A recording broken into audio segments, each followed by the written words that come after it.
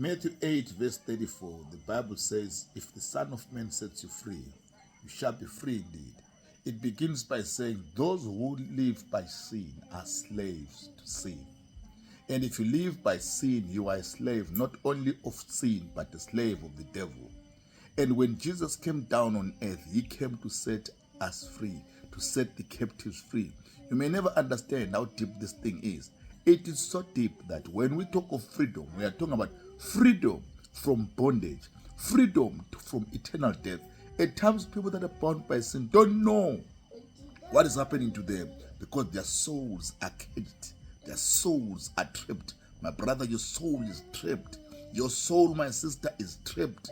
The only way out is for you to get to know Jesus. And when you get to know Jesus, you will wonder what you were doing all your life. Believe in Jesus while there's time.